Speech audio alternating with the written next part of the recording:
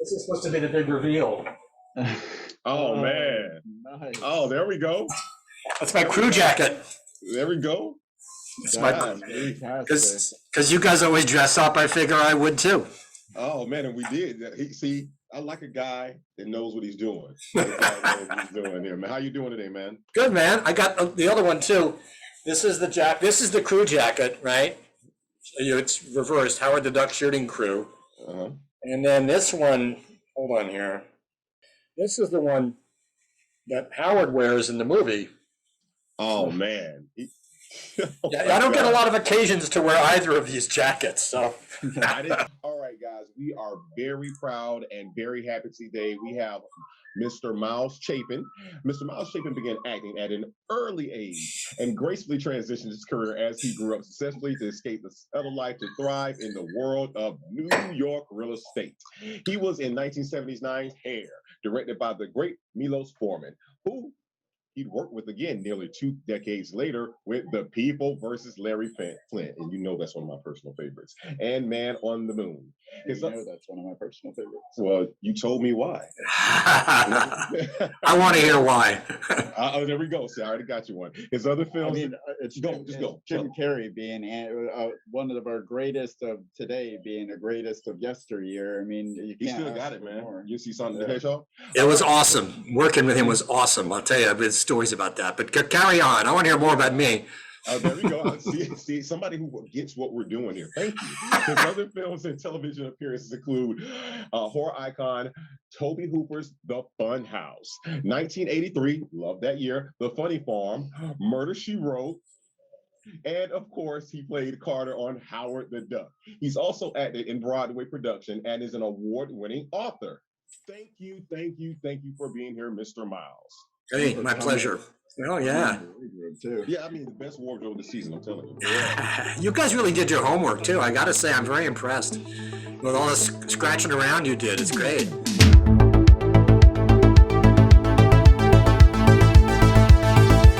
IMDb did not let us down this time.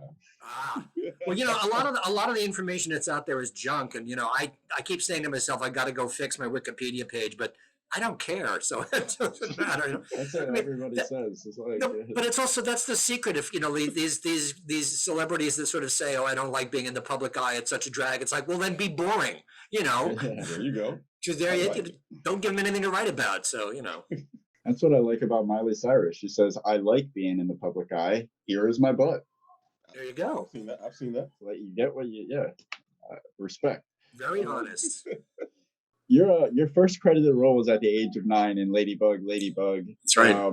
We had a little bit of a miscommunication. IMDb failed me. I assumed that because 2 people had the same last name that they were brothers, but that was not the case. Yeah. But as far as your family goes, I bring it up because your mother was the descendant of the man responsible for the Steinway piano. Right. Your father operated the Metropolitan Opera and the Lincoln Center for the Performing Arts, as well as was the Commissioner of Cultural Affairs of New York City. And your oldest brother, Henry, is a musician. Clearly, you grew up in a family that prioritizes the arts. I was wondering if you could talk about what that was like growing up in that kind of a family and how that led to your career in acting. Sure. Yeah. Well, it was pretty intense. That's what it was like. No, I what was honored and what was valued in the household I grew up in was artistry, creative expression, and they've been going back generations in both sides of my family. On my mother's side, which was the Steinways, you know, they had a great appreciation, of course, for piano players because that was, you know, put their instrument on the map. But on my father's side, same thing. I mean, my father wanted to be a concert pianist, and then he was told that he had no talent, so he went into the music business. You know, classic page boy at NBC. You know, worked his way up to being the cultural affairs commissioner for the city of New York, and also the dean of the School of the Arts at Columbia University, which for somebody who doesn't even have a high school diploma was pretty good stuff. So, you know, there was 4 of us. I'm the youngest of 4 boys, and this was the currency. And my father was working at Columbia Records when I was young. When I was born, he was touring with Jascha Heifetz, the violin player, as his personal manager.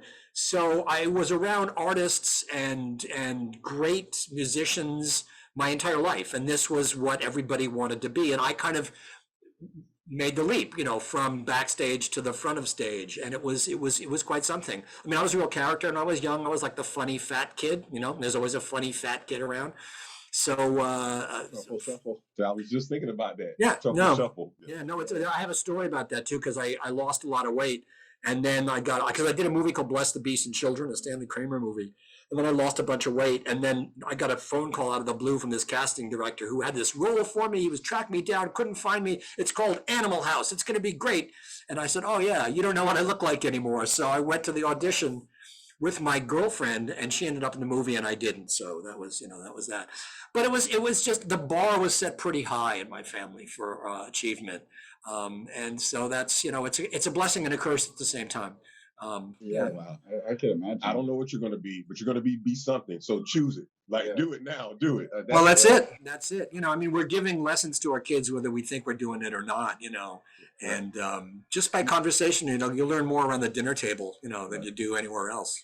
I always think that being in an artistic family is one of the best things ever. And while I didn't have a completely artistic family, I just remember some of the things I learned. Like my mom, she put me into not necessarily playing piano, but I had to learn how to read music at an early age. Yeah. And I was like, I'm never going to use this. And then you grow up, you start seeing things, and you're in film. You're talking about the score and crescendos, and you're like, no, I know what those notes mean. It all starts coming back to you, and it's one of those a different language. My stepdad tried to put me in YMCA basketball, and it backfired for all parties. You showed him. Well, there is that. You can't push too hard. You got to pull back a little bit. But I just didn't push at all. There you go. No, it's funny. I was having this discussion with somebody just yesterday about how we wish we played the piano, because wherever you go, there's a piano there, and if you can sit down and play the piano, make music, then everybody's going to like you, And we all had to take music lessons. I played the oboe. I was a woodwind guy, and I had one brother played the piano, one played the violin, one played the cello. But it's important. But I mean, I grew up before the Hansons. Before we get into Howard the Duck, I wanted to ask you. You mentioned working with Stanley Kramer. You've also worked with Billy Wilder. Would you mind telling us about that? Billy Wilder? Yeah. Billy Wilder had more energy on that set than anybody else. And I don't know how he was like in his 80s. I mean, he was just a living legend. And everybody was just in awe of Billy Wilder. I mean, the day players would show up with all these Billy Wilder biographies and books and screenplays. And in the Honey Wagon, we'd pass them back and forth. And he was just amazing. I mean, amazing. Complete professional. That was the most professional set I've ever been on. Jack Lemmon, Walter Matthau. In fact, I play this like bellhop who discovers Jack Lemmon's character tries to hang himself in the shower in this hotel. And I am outside delivering champagne because he thinks he's going to, have an affair with his wife. And I hear the water and I take out my key and I open it up and, there he is lying in the bathtub with all the water going. And I have to go in and try to fix the tub, and there's water spraying everywhere. And 5 o'clock came and it was like, cut. Okay, we'll pick this up tomorrow. And I'm drenched in water. It's like, okay, 9 o'clock the next morning, get back drenched in water. A lot of people finish the sequence. No, we'll just pick it up where we left it off. It's interesting. I had the pleasure once of being at a party and introducing Billy Wilder to John Lindsay, former mayor of New York City. That's definitely one of the highlights of my life. Billy, John Lindsay, Billy Wilder. Dude, I've never been to a party with you, but I'm just going to bring you with me. His notes for he's not going to be able to. He can keep everybody entertained for the entire party, no matter what party. Well, now, I've always said I'm the kind of guy you want to sit next to at dinner. It's true. Or a bar. I'm telling you, either way, it's going to be a good time. For sure. All right, but so, let's talk about setting the bar, and we're going to talk about Howard the Duck here. So you played Carter, teamed up with Phil Blomberg, played by the great Tim Robbins, and of course, and Dr. Walter Jennings, played by the unfortunately disgraced Jeffrey Jones. This wasn't the first time you worked with writer-director Willard Hayek. Having started his 1979 film, French Postcards. Now, was a professional relationship formed during the French Postcard film that resulted in your role in Howard the Duck, or was it just happenstance? No, it was definitely the relationship. I mean, we shot French Postcards on location in Paris for 6 months, and we had a ball. I mean, it was Willard and Gloria's first movie that they were doing on their own. They'd written American Graffiti. They'd done a rewrite on Star Wars. For young actors, Blanche Baker, David Marshall Grant, Valerie Kennison, Deborah Winger, Mandy Patinkin, we're all working in Paris, for God's sake. We got along really well. And then going back to in LA, I was spending a lot of time in LA at that time, and Gloria and Willard became very close friends of mine. And all during the writing of Howard the Duck, it was, I can't believe you're writing a movie of Howard the Duck. I mean, it was just the idea was just so mind-boggling. And then I was doing a play in the Berkshires, summer stock in the Berkshires in Massachusetts. And they called me and they said, we need your help. And I said, what for? Well, they gave us the green light for Howard the Duck. And I said, what, are you kidding me? And they said, no, George is on board as executive producer. And the studio said, yes, but we have to get it ready for Christmas. I think it was 87. So we have 15 months to get this movie made, And I said, well, I can't, what do you want me to do? Anything, just get out here.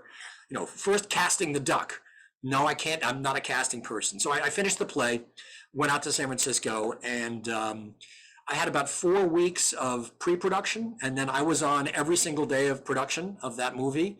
It's funny because you inspired me. I took out my file folder of Howard the Duck. I actually have a call sheet from the last day of production, of first unit production. Then I went on to the second unit because what happened was they basically said, we trust you. You're an actor. We're filmmakers and writers. We hate actors, as most of them do, but we can talk to you. So just sort of get the sense of what's going on with Howard the Duck, with Howard, the character. So obviously walking around, everybody knew that I had the confidence of the director and the producer, who were this married couple. So everybody gave me, full access and a lot of respect. And after about a week or two, I went back to them and I said, guys, listen, you've got puppeteers working over here doing a puppet, and you've got these dwarfs over here that are being fitted for all these suits. You've got these creature makers that are making these mechanisms to make this duck bill move, but you've got nobody playing a character here.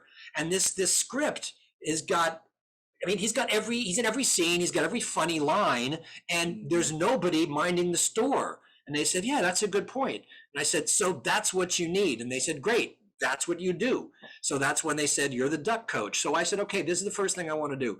I want everybody who's got anything to do with performing the duck. And it was about 40 or 50 people. I mean, everybody from the Polish guy who's making the mechanism that makes the eyeballs move to the wardrobe girl who's gluing feathers onto the latex. I want everybody for an hour every other morning in a room together. Why? Well, I don't know. We got to get to know each other. We got to get to know Howard. So I started showing them Honeymooners episodes, Ralph Cramden. And I said, okay, guys, this is Howard the Duck. Now look what happens when Ralph Cramden walks into that room. Bang! He's everywhere. Pow! Zoom! I mean, it's bigger than life, and it broadcasts. I said, this is what we need for Howard the Duck.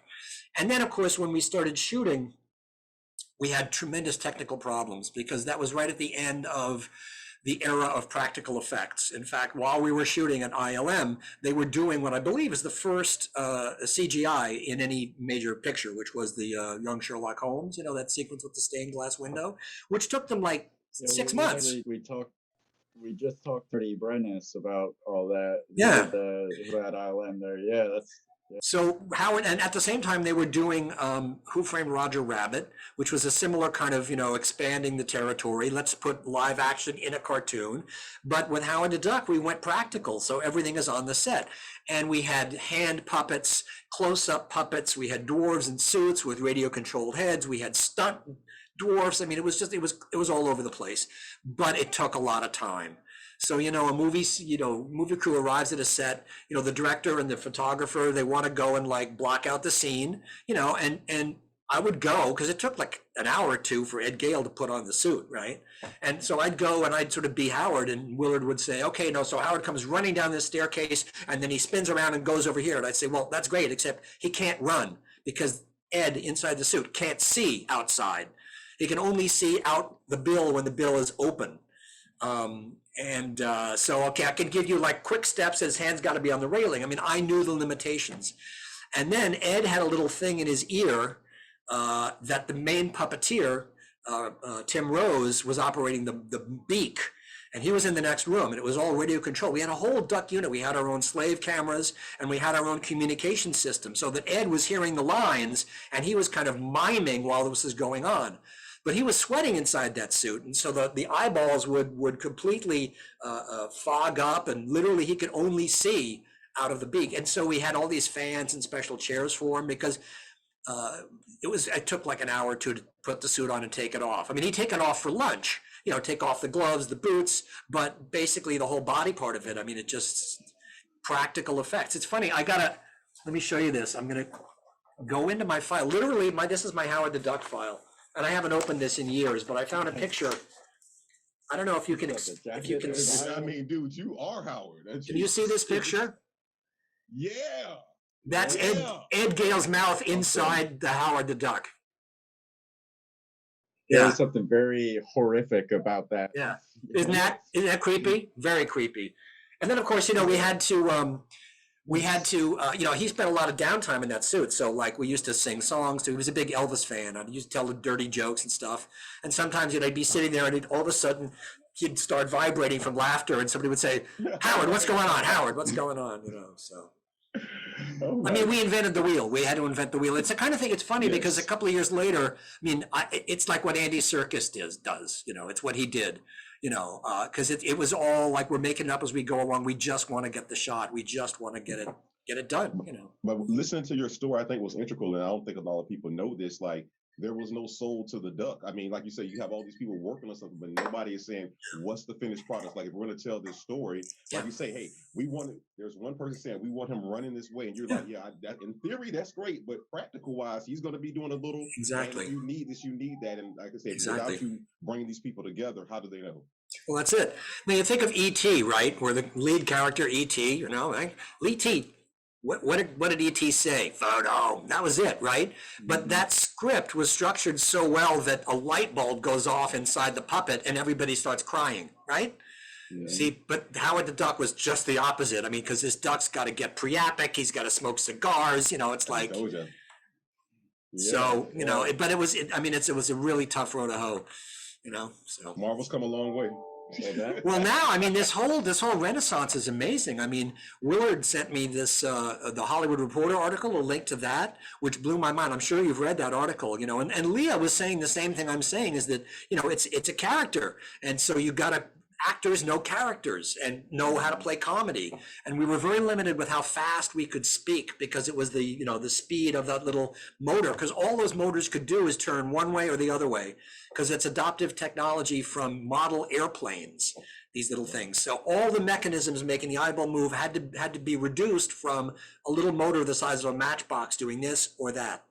Incredible. I think where his like dialect and the way he gave his lines, because of the limitations of the animatronics, it only contributed to like this noir feeling of it's like a noir character trapped in a comic book movie trying to be a kid's film. Exactly. But that's also one of the reasons that it didn't work out with Robin Williams. I mean, that what's in that story is not correct. Okay. I mean, I have another thing from the file here. So this is a piece of paper dated February 17th, 1986. It's 1, 2, 3, 4, 5, 6, 7 pages of people that screen tested for the voice of Howard the Duck. Wow. And some of them were people that I suggested, and we brought them up to the set. And some of them were people that casting people did. I mean, on the first page is people already tested by Lucasfilm. Martin Short, John Biner, Jay Leno, Joe Regal-Buto, Robert Picardo, Robin Williams, Ernie Facilius, Mike Pritchard, Howie Mandel, he was one of my ideas, Kevin Pollak, John Lithgow, another one of my ideas, Chip Zien, Jeff Goldblum, Eugene Levy. And some of these guys like Jeff Goldblum, Jay Leno, and Robin, they came to the set and I showed them around and showed them all the tricks. And Robin just talks too fast. It just couldn't make it. It just, But in his screen test, he did some improvs, which kind of ended up in the movie, I've got to say. Really? Yeah, that line about get ready to eat beak. That's a Robin Williams improv right there. Yeah. That's awesome. And I think Kevin Pollak would have done really well too. Yeah. Well, it goes on. It goes on from here. Here's a list of people that are not interested: Billy Crystal, Rick Moranis, Dave Thomas, Griffin Dunn, Jimmy Brogan, Harry Anderson, Michael McKean, Wallace Shawn, Henry Winkler, Richard Dreyfuss, Albert Brooks, Christopher Guest. And here's the list. This is an entire page. This is titled "Already Taped in L.A." Okay. Wow. This is people we're checking with: Christopher Lloyd, Howard Hessman, Alan Arkin, Ron Silver, John Candy, Paul Sand, Ron Palillo. I mean, Goodness. these are the unsolicited tapes. These are the people that send in tapes that weren't asked to send in the tapes. And here's the people that taped in New York. So those unsolicited tapes they've got to be like diehard comic book fans. Like, It is. I've got to voice that. It is. It is. It's nobody I've ever heard of. Well, one actor I know who shall remain nameless, but he's I mean, I know him slightly, but you wouldn't have heard of him. But it was a big, high profile project. I mean, it was and it was George Lucas too, and his name was magic. It's one of the reasons we got canned in the by the critics too. I think is that like finally they can say, get the daggers sharp for George Lucas. Finally, we've got something. Oh boy, we can dig on him. Oh, how the mighty have fallen. Right. Exactly. I mean, he changed the world with that one film, and all of a sudden, they think everything's going to be that. Like, no. That's actually a good segue into a question I had about I mean, for us, it holds a special place in our hearts. We saw it when we were young, and we're also filmmakers, so we can see when this was obviously taken seriously by the people that made it, as far as like the technical side, getting it made, all the work that goes into just making a movie, and it's competently made, but it was not critically received well, and we're just wondering, like, I mean, who cares what the critics think? What was your initial reaction to it, and how do you look back at it now? Okay, that's a really good question, and I got to come at that from a couple of different angles. First of all, it's a cliche. Nobody ever sets out to make a bad movie. I mean, it kind of makes you wonder what would happen if somebody did set out to make a bad movie. In fact, I worked on a screenplay and we developing about just that. But over time, and you see what's happening on the set, and you watch the dailies, and it's just like this. You kind of realize, oh my God, this could be like a real stinker. But you got to get out of bed in the morning. So how do you do that? You got to find something to hang on to. It's sort of like the cliche of actors having to love their characters. You've got to find something to pin your coat on with the character, and you got to find something to get you out of bed in the morning. I was prepared for the worst. I really was. I was in touch with my family and my brothers, especially my brother Ted, who's the one who runs the Rodgers and Hammerstein organization. And I have lots of nieces and nephews and stuff. And I didn't have any kids then. I have kids now, but and I was sending back all kinds of T-shirts and Howard the Duck stuff. And all my kids, like 4 years old, 5 years old, my nieces and nephews, oh, Howard the Duck, this is going to be great. And then my brother Ted came to see it at a screening, and I think it was when that Jeffrey's character, the tongue comes out and goes into the light socket, and my brother turned to me and he said, "My daughter is not going to see this movie." And I thought, wow. Okay, this is something here. So nobody's prepared for that. But again, from my my bag of tricks here, this is the first review that I saw in a San Francisco paper. Okay, the date book. This is a Gerald Nachman at the movies. It's also the only review that mentions me. So I have that in here. It says I'm someone credited as the duck coach, and then in parentheses it says Miles Chapin, who did a yeoman job. My God. Thank you very much. Tell me how you really feel. Goodness gracious. I mean, it's actors and reviews. Diana Rigg, the actress, Diana Rigg, she actually wrote a book, or it was a compendium of actors remembering their worst reviews, and it's a great book. The title is good. The title is No Turn Unstoned. And I mean, I can quote the New York Review, New York Magazine review of French postcards, because it compared me to dog food. It compared our work to dog food. It's like, okay, I don't remember the good reviews. You remember the bad reviews. So yeah, I can quote you a few reviews that I've caught. An American Vulture called me the most egotistical, and claimed that everybody in my circle had to be enabling me in order to allow me to be so confident to do such a horrendous long piece of work. I remember that one. Yeah, they stick a lot deeper. They do. But it's also when you begin to work in the real community, professional community, everybody gets bad reviews. No, I mean, it's not that people don't read them. It's just like people don't care. You know, it's Yeah. like the work, the proof's in the pudding. You know, I mean, it's when the rubber hits the road. You know. Some of my favorite movies are some of critics' least favorite movies. I don't pay attention. I don't really pay attention to what it's such. Film and art in general is such a unique experience for each person. Correct. And like there's no like, So, but even if they say they love something, that still may not be how you feel. Like you said, art is to be interpreted, and the moment you start telling me about it, it's no longer the same art. Well, not only that, but if somebody says you're about to see the greatest thing you've ever seen, where can you go from there? Except, you know, forget it. Now, speaking of that, let me ask you this. Now, Yeah. would you speak? Would you think would be because you know it's a practical. You were the duck coach, so technically the way they did it now, of course, Guardians of the Galaxy and then Marvel Avengers Endgame, they went CGI. So let me ask you this: would you be interested in seeing it remade or reimaged now? And if so, what different approach could they take if you were? Wow, you know, I've actually never thought about that, but yeah, no, because the character in the comic book is so cool, and I don't think we did full justice to it. And it's a great character, but you need something. You need CGI. I mean, CGI can do it because that duck's got to be propulsive. He's got to propel every single scene. He's got to be explosive. He's got to be hilarious, and you know, I don't think we fulfilled the prophecy. You know, I mean, I don't think we didn't do it. Seth Rogen could voice. If they did a new one, I can see Seth Rogen voicing it. Well, it's what's his name? Green, isn't it? Who's really been doing the voices, isn't it?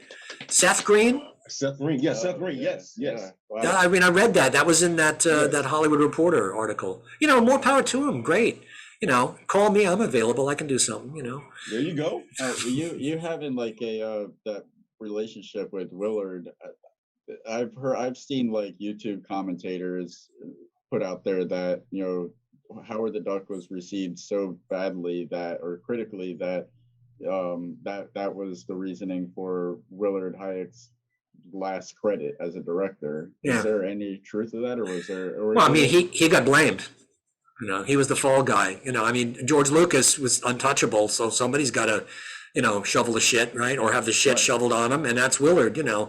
And Willard, you know, Willard's hanging in there, and he's still living. I mean, Gloria left us about a year and a half ago, and Willard sold his house and moved into an apartment in Beverly Hills. He's got a new girlfriend, and he's writing. He keeps writing, you know, and I think he's more at home as a writer than he is with on a set. Because, you know, it's a different set of muscles that you're using, and it's a different set of skills that you need.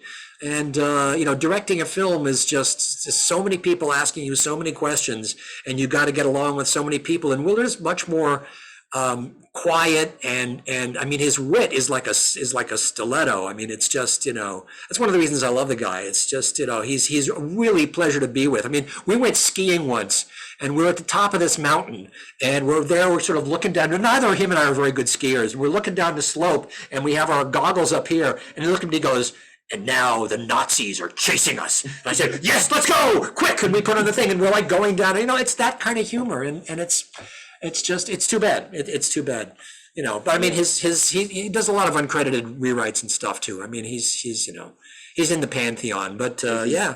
I just find it unfair. Like everybody, you know, it's the old adage, hey, the football team loses, you blame the coach and the quarterback. But when you see a film, like anyone who knows anyone, there are a million names that go scroll at the end of that thing, but one person gets blamed, and it's unfair. Yeah, no, it is. It is totally unfair. And he's a sensitive guy too, you know. And as to whether, you know, he was offered things and turned them down, or whether he tried to get things made, I don't know. That's his business, not mine. You know, I mean, I love the guy. I support him. He's a friend. You know, that's the most important thing to me. Yeah, I mean, he is an important part of my childhood. So Yes. There's a weird part of me. It's like I just want the best for that dude, because he gave me some really good memories when I was 7 years old. And when you get to know him, and then you see like in American Graffiti, there's a moment where Charlie Martin Smith, somebody, and he's like bullshitting this girl, and he goes, "Hunting, yeah, I'm going hunting this weekend." And he goes, "Hunting? You mean you're like killing defenseless animals?" And he's nonplussed. He goes, "Well, bears. I mean, I thought bears would be okay." You know, that is so Willard Hayek. You know, and when he lets the fart rip in the car, and somebody goes, "Ooh, cut the cheese." That is so Willard Hayek.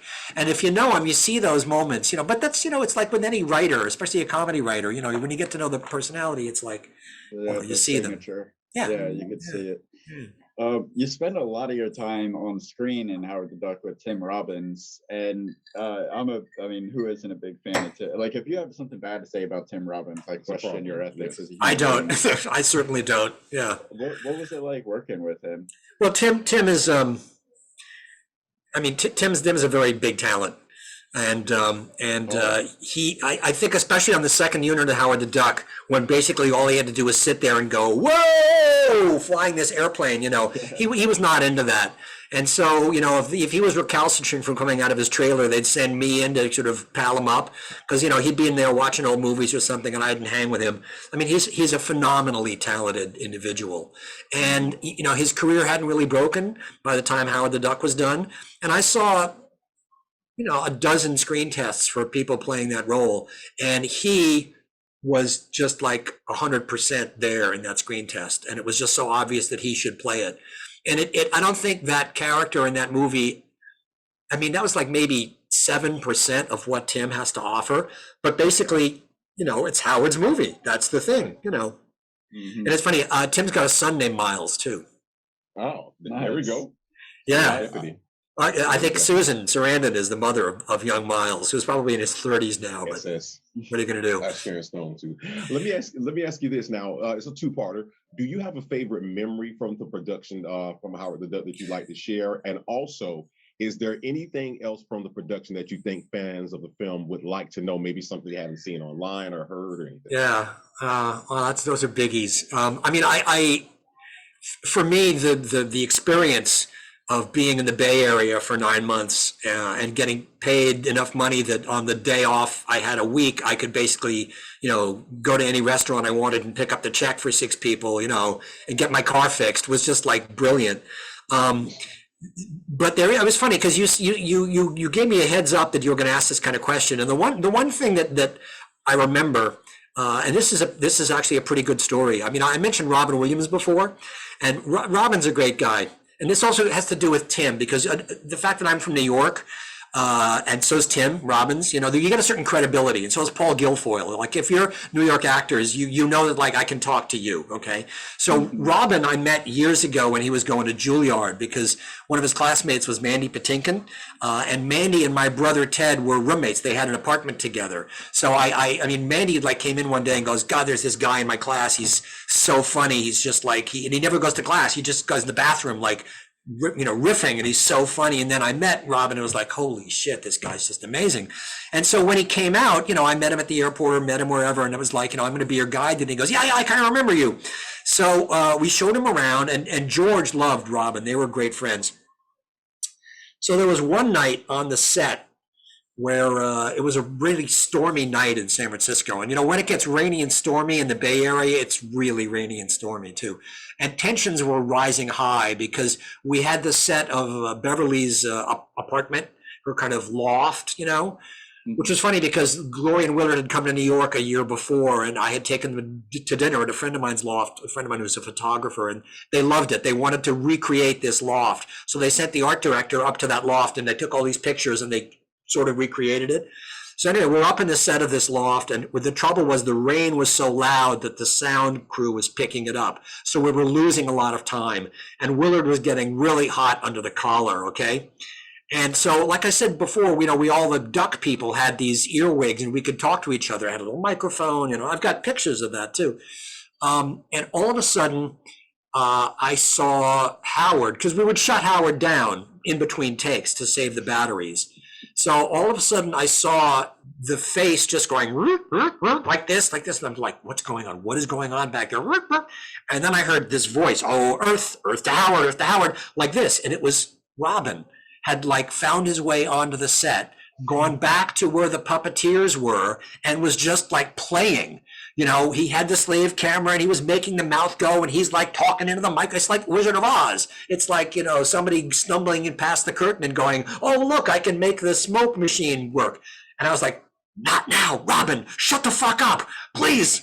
We're having a meltdown here. No, not now, because he would drop by, but that was just one of those like, holy shit, if we survive this, we're going to get stripes on our sleeve or something, so. Wow. Any story that ends with Robin, shut the fuck up. Is, You're always welcome to. Well, This is Robin Williams actually watching over us. Yes, right now. Oh, well, this is his character from Death of Smoochie. what a sweet guy. Yeah, Yes, yeah. yes. You know, and just brilliant, just brilliant. And being with him was so easy because you could just like, it's like feeding the birds. It's like, here, how about this? And then he would take that and run with it. It was like, how about this? You know, and I, you know, like he would exhaust a lot of actors who were kind of like felt they tried to keep up with him. No, forget it. Why You know, even try? why Yeah. don't even try? Don't, just leave him in the Stop, dust. Stop. Yeah. But he was a real sweetheart. You know, he really was. And he had free reign on the set. He used to come around a lot and stuff. But that night was just like, and as you say, who gets to say "shut the fuck up" to Robin Williams? Who would even want to? Well- I mean, you were put in the position to. I totally understand. You're like, wait, no, there's fuel and there's a fire. I need to keep them away from each other. Exactly. Let me No. show you a couple more of these pictures. This is me on the second unit. Me and Tom Wright, who was the second unit director, and we're up on the camera car looking, and I'm sort of pointing something out, like, you know, this is the way it has to be, you know. Do you remember what scene? Oh, that was well, the Tom Wright, the second unit. What we did was mostly the stunt work on the air flying sequences. That's what I thought. I You know, noticed. yeah. For some reason, the color of the sky made me think of the. Yeah, well, it was all done pieces and pieces. I mean, the town that the parade was, where we did the gag with the truck, that was in the Delta area. The marsh with the duck hunters, that was in the Sacramento River Delta. Novato, we shot some scenes in Novato, and then they tried to make it work. And there's, I mean, I've got a picture of the second unit here. Wait a minute, bear with me. Yeah, here's the second unit. Okay, this is the cast and crew photograph this is Duck World, the miniature Duck World in the opening. But this is Quack. the cast and crew, and this was you can see in tape here it says the Dangler, because the airplane was dangling from here and the cameras were kind of strapped in there, and this was, you know, the Hardys. It's just so awesome seeing a picture of that thing, because Marty Brennis was just telling us about that crane that was holding the thing, and he was talking about how the guy was so precise with it that there wasn't enough room for wiggle. Like, give it a little slack. Well, I mean, you know those guys are hot dogs. I mean, you know, and the stunt pilot who drove his own helicopter to the set every day, he would do like 360s in the helicopter when he left, you know, eat my dust kind of thing. But here's a picture that kind of, this is what I did on Howard the Duck, okay? There's me talking to Ed Gale. You see, I got the script in my hand, and I've got the headphones on. Emilio Estevez ain't got shit on you. You're the real duck coach. All right, I'll tell you that right now. Thank you. I saw another picture of you of him in like an alley. Like, it looked like you were having a heart-to-heart with Howard when I did the Google search. Oh yeah, well it's like an autograph picture that. Yeah, no, but that's I don't have that anymore, because I work with this guy for fan conventions, and I think he's got it because that's the one where I sign at fan conventions. And I'm kind of sitting there smoking a cigarette, and we're in an alley. That was the night we did the Dykes on Bikes. And I'm just like talking with him because Ed Gale and I got to be really close friends, you know. You spend a lot of time. I mean, this is another one, me and Ed, you know, there we are in the doctor's office. So good. You know, man. Here I am hiding in the shadows with my little microphone, you know, trying to stay out of the way. It was funny because like the guy what I like to imagine is that like 50 years from now, your great-grandchildren or your grandchildren, they don't know that movies exist or Howard the Duck exists. They just find these pictures with no context. You're like, what the fuck? Well, was their great-grandfather? you know, we're not going to have to wait for the generations, because I got two kids, and well, my son, he's not here right now, but they don't like movies. They don't care. I don't think they've ever seen Howard the Duck. I know. Well, I didn't force them to care about my work. So, you know. Here's another one. The opposite. What's so funny, the way generations were, like, you know, my dad made creativity such an important thing. I'm going to, you go your own way, and the apple did roll. Yeah. Well, it'll come back. It's a boomerang thing. Yeah. Here's me and Howard, and that's Willard, and we're at the Kittyland, which I think is where they find the airplane, which was in the lower Napa Valley down in Carneros. You know. That is so cool. Yeah, well, here's me and Willard just kind of laughing and scratching together. So just hanging out on set. Yeah, it was weird because people would come to the set and you know, I mean, I got a plenty healthy ego, but I don't need to have it stroked all the time. So like I'd be off in the corner and I'd be doing my thing like this and I'd be talking to these people. So obviously like, I would say Willard and he would say what? And I would come over like, I would get everybody's attention if I needed it. So like when the guy from Rolling Stone came, he finally pulled me aside and he said, excuse me, I've got to ask you this question. Who the fuck are you? And I said, well, I'm the duck coach, bitch. I should have said that. Yeah, there you go. But it was like it was just like I'm nowhere man, I'm just the guy that helps pull these strings, Man. Yeah. But it was funny because awesome. a lot of people, there was one that said if you want to find out about Howard, that's the guy you need to talk to. But it's also a lot of it is prestidigitation, people don't want to see the strings, Yeah. That's what it. I mean, I when I saw Duck Coach on IMDb, I could have never. He called me. He was like, "Do you know what this is?" I was like, "I'm not even gonna lie, no." And it is more than fulfilled my expectations here. What happened way up here? Well, it's funny. It's funny that you mentioned, or we started talking about the character Carter that I played, because originally that was supposed to be another actor who got a better job. And took it, and so they had to replace him. So Gloria said to me, "Oh, by the way, Jason's not showing up next week. You're going to play Carter." And I said, "Oh, great. Who's going to do my job?" She went, "Oh, anybody can do your job." And I said, "Oh, really? Oh, here." And I handed her, and she tried to do it, and it was just, my point was made. There you go. You were perfect. That your role, even as a kid, stood out to me because you were such a you're one of those characters that as soon as you came on the screen, it felt genuine and trustworthy, and you just conveyed that energy so perfectly. You felt like oh, this is an ally. Yeah. Well, that's a big compliment. That's exactly the kind of work I've always tried to do, is make it real, make it believable, and make it funny. I mean, it's. And the fact that you weren't even actually cast for that and were told days prior is just makes it even more amazing. Yeah, it's funny because they actually. Right in the beginning, there's a scene, or there was one of the first days we shot in the museum when they take Howard to the museum, and there's Dr. Chapin is in that, and the guy has a lab coat and it says Dr. Chapin. I forget. I think it may be Tommy Swerdlow's character is Dr. Chapin, and Phil Blumbert, who Tim Robbins' character. I mean, that's a mutual friend of Gloria Willard's and mine, a guy named Phil Blumberg, and we're still friends. And they sneak they sneak that name into all their movies. In the Indiana Jones and the Temple of Doom, when they're at the table eating the monkey brains, and there's that British colonel, that's Colonel Blumbert. That's awesome. For days, it's little Hitchcock moments, So when the principal photography ended, it was midsummer, and I went to Martha's Vineyard. With some friends, and Martha's Vineyard, it was like a pretty high-powered party I was in at Martha's Vineyard. There's a lot of, I don't need to tell you who goes to, but I mean, Barack Obama's there now, right? So I'm telling stories. People said, well, where have you been? In California, working on Howard the Duck like this. And I started telling these stories, and it was like everybody was, oh my God. And one of the editors of Time magazine came over and he said, listen, would you like to write this for the magazine? And I said, well, no, I don't really think. And then somebody else came over and he said, I'm at Random House. Would you like a book deal? Because we'd like to hear about it. And I said, guys, if I write this book, I'll never work in Hollywood again. I'll burn every bridge, because I was fresh off of it and just I really needed to shake it off because it was a very intense experience, and then having it be as much of a stinker as it was. I mean, look at my movie career never really sort of. Milos was the only person who kind of would hire me after that, and it was funny. That was when I began to write, and I mean that was why I started writing, was I wanted to take more control of my own creative life a little bit, So, it's just funny. It's just the path that people's careers go in, Yeah, I wanted to talk about your relationship with Milos Forman, because you worked dating back to 1979 with Hair, then The People versus Larry Flint, and then Man on the Moon, of course. Yeah.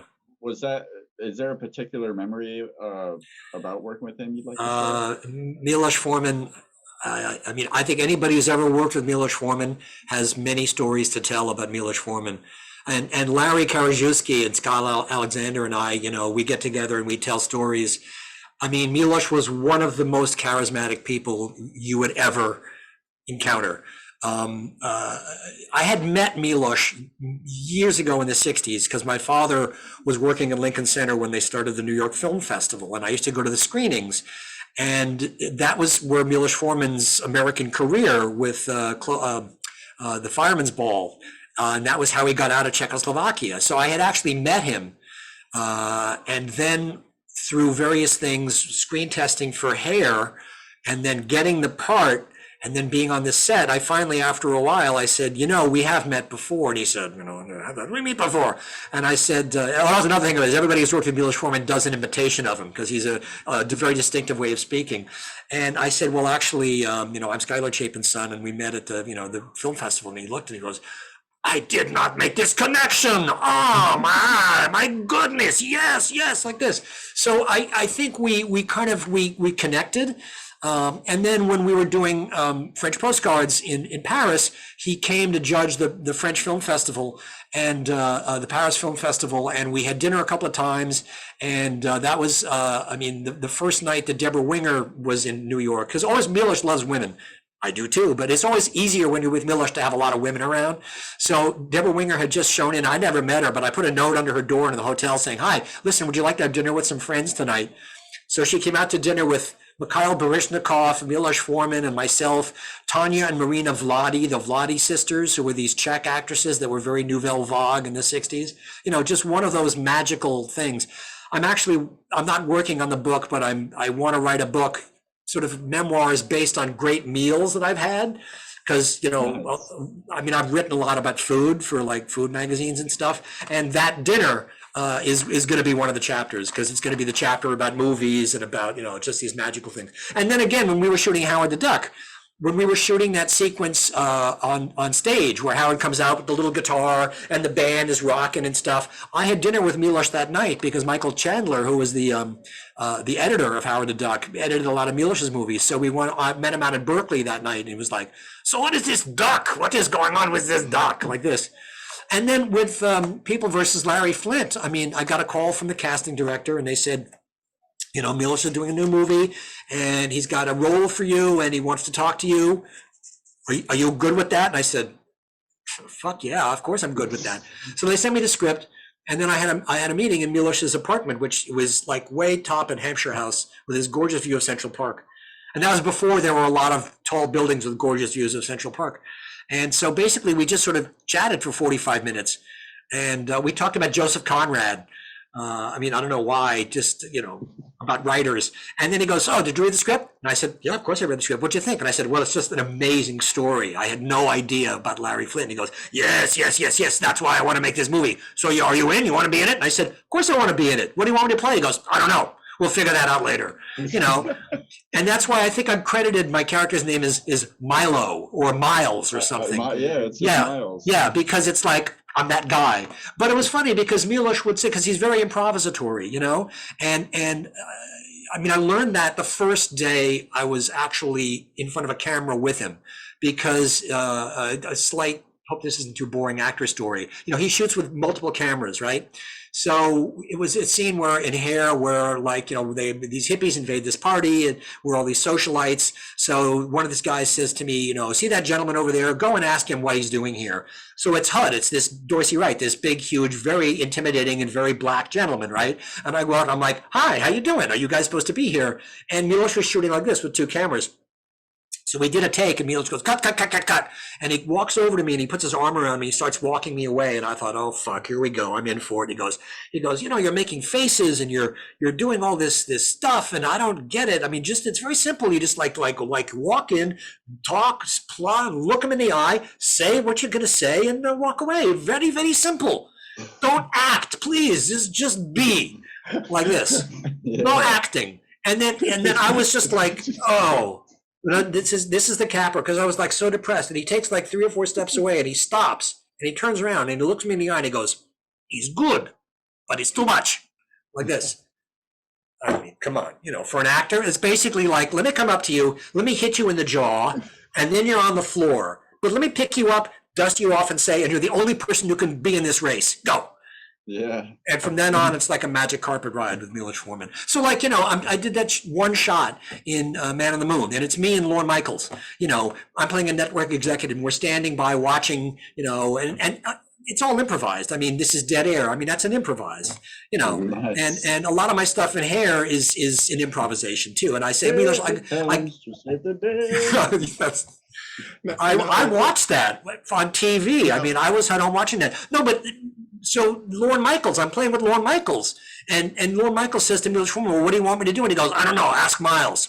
So Lorne Michaels turns to me and he goes, well, what are we supposed to do? And I said, well, I don't know. I mean, this is what we're doing and this is the scene. So, you know, we'll just watch and you'll keep the cameras rolling. And if you feel like saying anything, you know, I mean, I got a couple of things I might lay on you and you can react.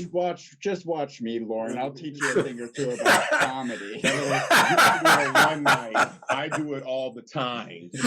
I'll teach you about comedy. Exactly. Now, you also had the opportunity to work with the great Tobe Hooper, who also recently passed away in 2017. Tobe, yeah. You played Richie Atterbury in his Right. 1981 film, The Funhouse. That's right. I actually never knew that guy had a last name, but thank you for enlightening me. That's what we're here for. We do our research. You do. Yeah. Tobe Hooper, the madman. Yes. What was it like to work with him? And you actually, you kind of been over this because you did the 2011 Miles of Mayhem. Yeah, Funhouse documentary. Yeah, which I've never seen. You know, I when you sent me that in preparation for this, I was going to say, what is that? I've never heard of that. And then I remembered Colin Waddell is this wonderful Scotsman who does these editions, and he loves horror films, and I really love the guy. And I remember doing the interview, but I never saw it cut together. Yeah. Well, I mean, go ahead. No, go ahead. No, please. Well, no, Toby's amazing, and I sort of the same thing with Toby because you know there were the I guess the four of us, you know, in the Funhouse group, right? And Toby, you know, had a lot going on, and you know, especially with outdoors with the carnival and you know all these extras and stuff. And Toby's not the most articulate guy in the world, you know, and so he would come down. And he would say, all right, kids, here's how we go. I'm going to start with the camera on the boom, and then we're going to like walk with you through the thing, and then it's going to go like, and then I want you to like spiderish around here, and then we're going to move up and then kind of like skitter around, but don't block, don't cover yourself like that. And then we're going to start up here, and I need you to like land here and like that. Can you do that? And I'd say, yeah, Toby, we can do that. And then I'd say, okay, guys, this is what he's saying. Okay, we're gonna like, you know, keep a loose formation, but hit the marks because when the camera's up, he needs to see us in this place, right, Toby? Yeah. That's right. Listen to him, you know. So, and every filmmaker needs that translator that's actually inside their head where they expect everybody else to be. Well, you know, I've never directed. I would love to, but I mean, I know how to work with actors. I don't know grammar, cinematic grammar, you know. I mean, Stanley Donen was a friend of mine, and I used to talk to him and just say, Stanley, you invented a certain kind of film grammar. I mean, you know, your cutting, your edits, the way, you know, your shots, you know, I mean, just you invented something. And but a lot of these directors, they don't know how to talk to actors, you know, and then they take an acting class and they think that they know about actors, and it's a different bag altogether, you know, it really is. So yeah, and a lot of them get intimidated too. So it's weird. So I mean, I've been able to, you know, kind of, I don't know, Venn diagrams overlap or something. I mean, I've just been able to understand from other people's point of view what they need to do. You know, I mean, it's funny. Once I got a compliment from the editor of French Postcards once, and she said, you know, she said it's amazing working with you because I basically can use the soundtrack from any take on any take, and yet each one is completely different. And I said, really? And she said, yeah. I said, good, because that's what I'm trying to do. Because I understand that if I put the thing down and look up, that could be a cut point, and you need to know that, you know. And so a lot of actors, if we know that you're going to edit something a certain way, you're going to calibrate your performance for that. You know, it's not like the stage where you go and you recreate it every night. I mean, you do all your homework for movies, and then when you're on the set, you let it all go, because who knows, the sun may be in your eyes, and that's the thing you're dealing with. You can't prepare for that. You got to have these big, and you know, if they're going to do a close up and then an ultra close up and then a super ultra close up, you know, that's when the tear is going to come out of your eye. Don't lose it on that. You know, don't you know, shoot your wad on this. So it's technique. That's all. Now, I wanted to know, did the name Murphy ring a bell? Because you actually acted with the actual RoboCop, Mr. Peter Weller, in 1975's Broadway production of Summer Break. Can you tell us a little bit about that? I love Peter Weller. Peter Weller is one of the coolest guys you're ever going to meet. Okay. Peter Weller, first of all, Peter Weller loved me because of my name, because he's like one of the world's greatest jazz fans, and he loves Miles Davis. So when I told him if my mother and my grandmother were both men, my name would be Miles Davis, because that was my grandmother's maiden name. He said, "You're in." I introduced Peter to Bob Marley. I drove him down to Washington for that play we did, and I had the early Bob Marley tapes, and he'd never heard reggae. I'm sorry, I thought you were like cold, like no, not it. I didn't know. I'm just saying, hey, you're the man. No, I didn't introduce him personally. I never met Bob Marley, but I put this music on. He goes, "Whoa, what is this?" And I said, "This is a Jamaican style of music. This is Bob Marley." But he's a pretty slick dude. And also in the scene of New York actors in that era, he's like a couple of years older than I am. So I was like in the punk kid crew, but I'd see him and like Mark Metcalf at auditions, Sissy Spacek, and then you're talking about that continuum. There was an agent who later became a manager named Bill Tresh, who worked very closely with a casting woman named Marion Doherty. And it gets very incestuous. And we'd all kind of, casting directors have their actors that they like, and you'd see the same people. So I sort of had seen Peter Weller, and he played the straight guy in the play that we did. He was the square, and he's not a square at all. He's like, a real hipster. And then I see him occasionally, and he's sort of like, "Oh, so what are you up to now?" This kind of thing, very distant, very distant. But I had to break up a fight with him once. Really? It's absolutely true. Yeah, he came into our dressing room. I was sharing the dressing room, and he had some bone to pick with the guy, and he started like shaking him like this, and I had to pull him off this guy. And then like the next day he came and he liked my aftershave. I had Bay Rum aftershave. So he used to shave and come in and say, "Can I have some of that hillbilly shit?" And I'd give him this Bay Rum, right? And then one day he had these bruises on his arm, and I say, "Wow, man, how did you get those bruises?" And he looked at me and he said, "You don't remember how I got these bruises?" And I said, "No." And he goes, "Well, a certain guy grabbed my arm and pulled me off another certain guy." I'm like, "Oh, I'm sorry, I forget." Don't know my own strength. No, you believe me. If you've ever broken up a fight, you don't know your own strength, So let me get this straight. You've told Robin Williams to shut the fuck up, and you've saved a man from RoboCop. Man, I think you're the coolest guy. I never thought of it that way, but these are true stories. There's one movie we haven't talked about, which if it's not on you guys' radar screen, it should be.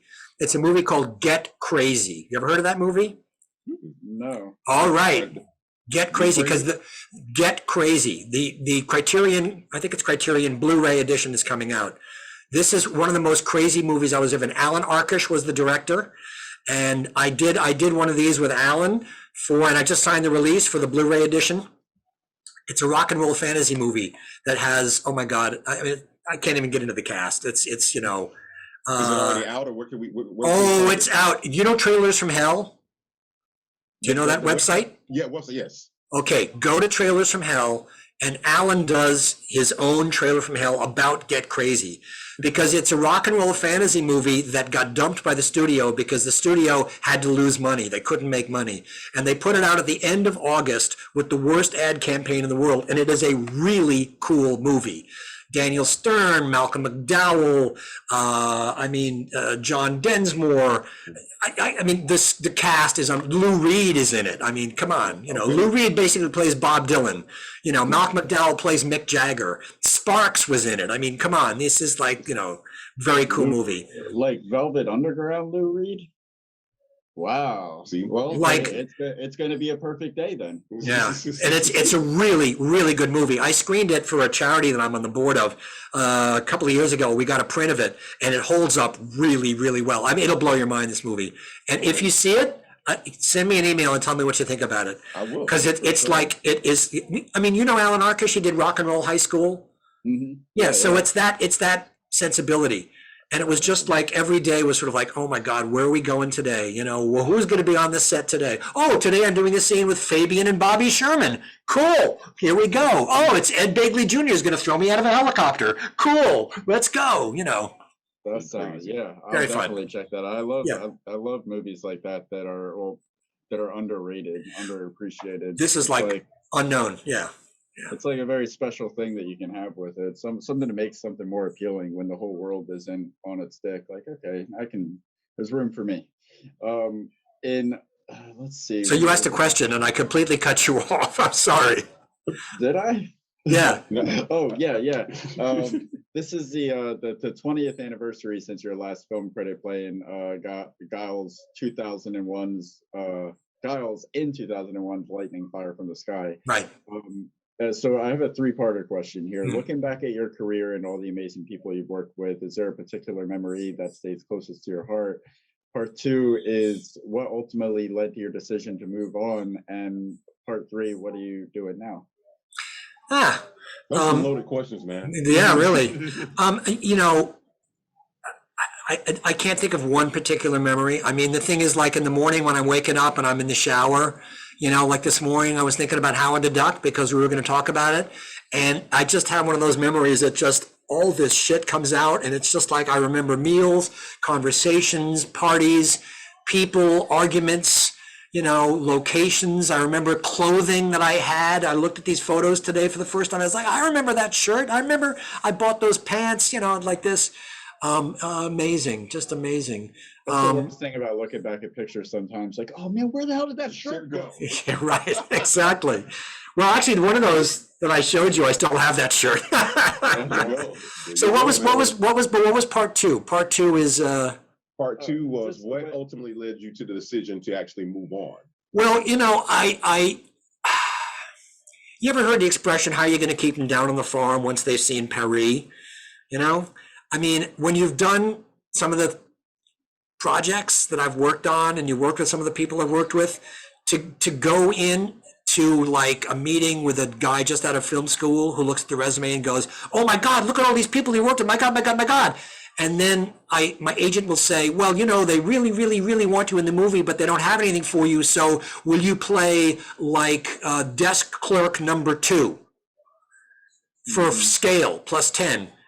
And I did a couple of those and I thought, no, fuck it. I don't want to do that. I don't care. You got something good for me to do? I'll do it. You don't have to pay me. I'll pay you. But I don't want to play desk clerk number 2, third mortician, you know. And I also wanted to live in New York and I also wanted a life. You know, I wanted kids and I didn't know I wanted kids, but that's what I did, you know. So I got married, had kids, and then got divorced, but still have the kids. They're both here.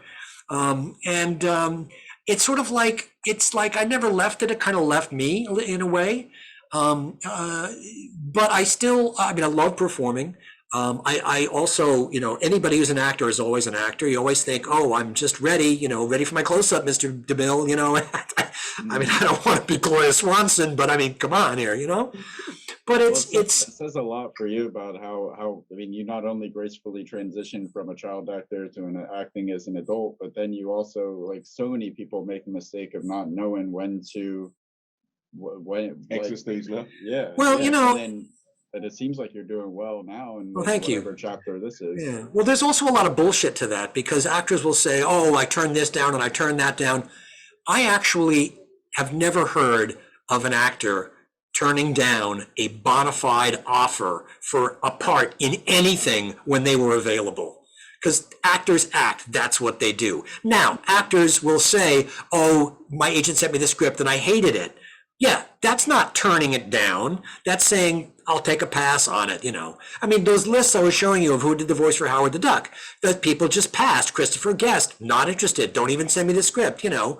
Did he pass on the voice of Howard the Duck? Well, yes, but no, not really. And you just, you know, in a way, you just want to be on the list. And I wasn't on the list. I was just, I mean, there was a couple of things that I didn't get that I wanted. In fact, one of them was with Milos, which was Mozart and Amadeus, you know, because I did 3 screen tests for that. And then he hired Tommy Hulse, who is exactly 1 year to the day older than I am, same birthday. And Tom was, I couldn't have been better than Tom Hulse.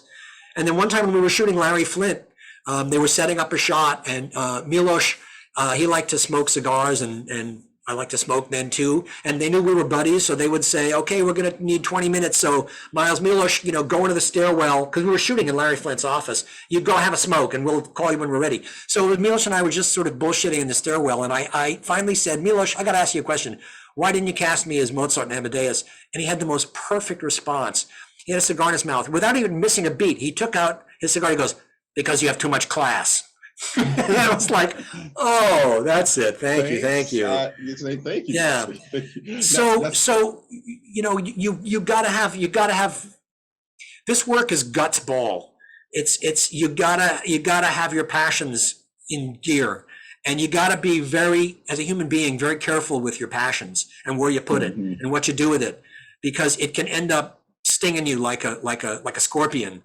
And I, like Howard the Duck, I mean, I put a heart and soul and everything into that movie and Thudsville, and I've never been in a hit. That's the thing. I mean, some of them are cults and stuff, and we all know that there's, a lot of actors who were in a lot of hits and kind of modestly talented, maybe not the greatest actor in the world. I'm not the greatest actor in the world, but at least I can hold my own and I can hold my head up, So and that kind of film history, man. You're literally a part of film. Like I said, you can say the movie, financially, but we saw this when we were 3 years old, and we're talking about it. We're 38 now. We're 38 years old. So it's stood the test of time, man. Yeah. Well, thank you. How many movies have come out since then that people are like, it was okay, I'll never watch it again? Well, actually, that's funny.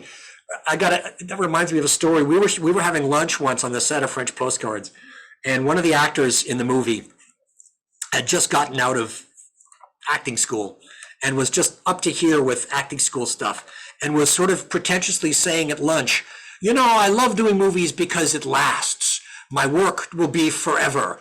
And, on the stage, poof, it's gone. This incredibly pretentious thing. And Bruno Nuiten, the cameraman who had hair down to here, with leather jackets and stuff, he's like eating his soup, and he goes, no, it won't.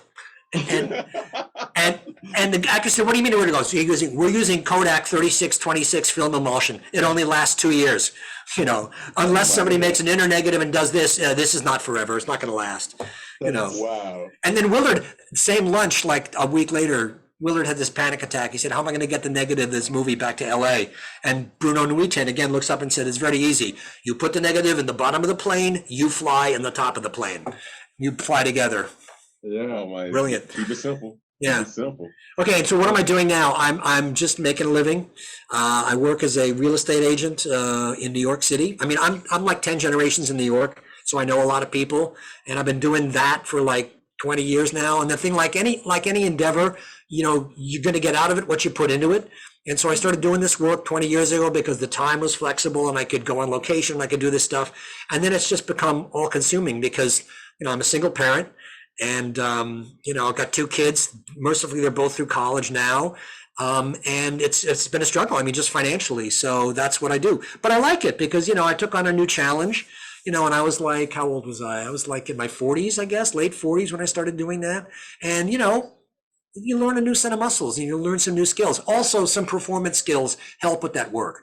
Not that I learn how to lie, which is what all people think. Oh, real estate agents, actors, liars. No, mostly it has to do with how the audience is taking what I'm saying. If I'm trying to tell you that this is the greatest apartment in the world and you're not buying it, I'm not going to keep banging that dead horse. It's I'm gonna shift gears. So that's basically what I'm doing. Salesman, because even if I love something and I'm telling the truth about how much I love it, it's like you don't sound very excited about it. No, that's good. Well, I do. See, I get fired up. I get very passionate. I mean, I wrote a book about Steinway pianos, how they're made, and for about 2 or 3 years, the company hired me as a sales associate, and I was like flying all over the country, doing lectures around my book.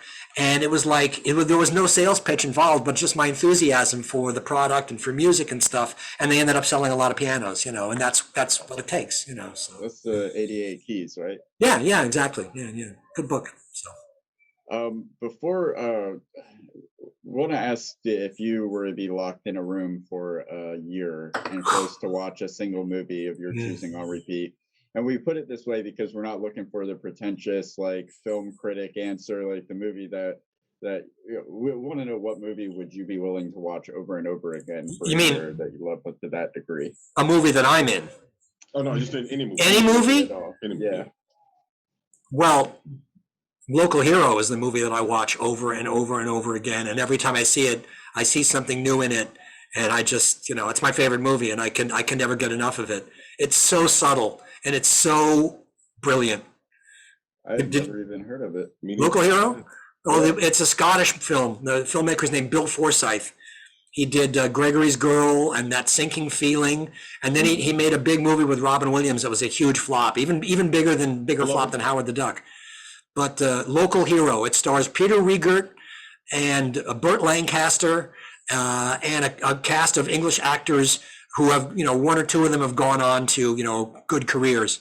But it's this absolutely charming movie about Peter Riegert plays an executive at an oil company in Texas who's sent to Scotland basically to buy this town because they want to rip the town up and put in an oil refinery.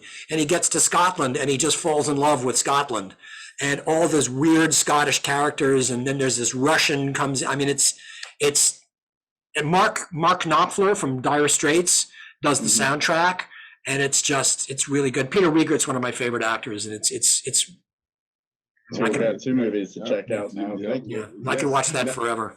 Now, but before we say goodbye, are there any parting words, life advice, a song, a poem, a joke, anything at all that you would like to share into the internet world that we live in now? Well, you said it, man. Keep it simple.